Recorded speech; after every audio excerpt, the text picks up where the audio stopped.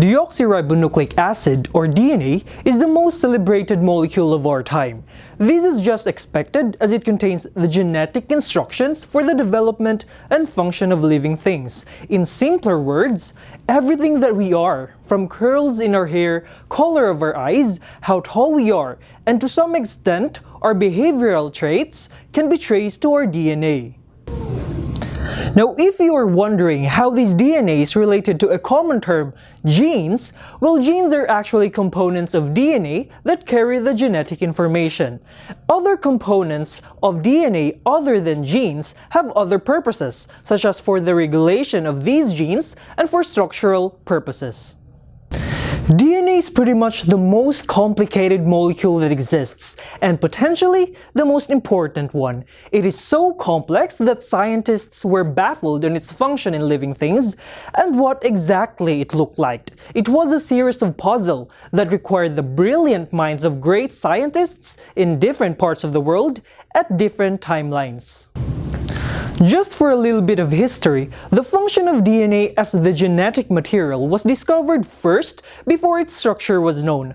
Works by Frederick Griffith, Oswald Avery, Alfred Hershey, Martha Chase, and Erwin Chargaff, among others, have contributed to the evidence that indeed DNA is the genetic material.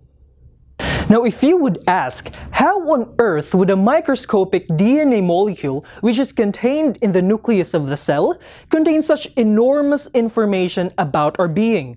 Well, if you did not know, if we took all the DNA from just one of our cells and entangle it, it would be way taller than me. Now, let us consider that there is about 600 trillion cells in our body.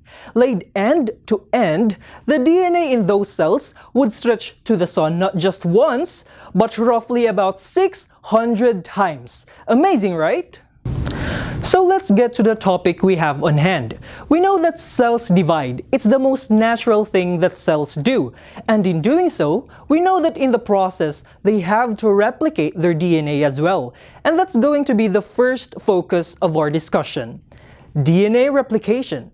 We are going to delve in what happens on a molecular level in the DNA replication process. But before that, we are going to tackle on the structure of DNA and its cousin, ribonucleic acid, or RNA, which will take part in the succeeding discussions.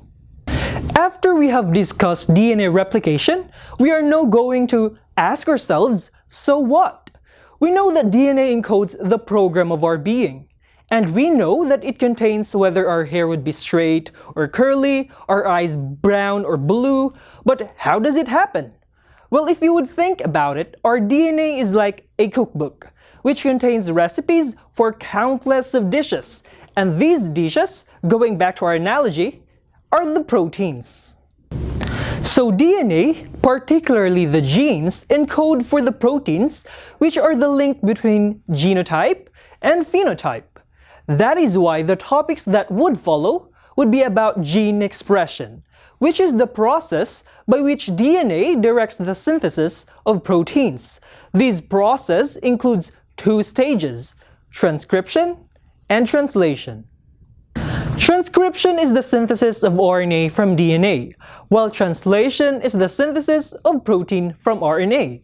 Basically, as a whole, we are going to discuss step by step what we know in biology as central dogma. From the replication of DNA, to transcription of RNA from DNA, and finally, to the translation of RNA to proteins.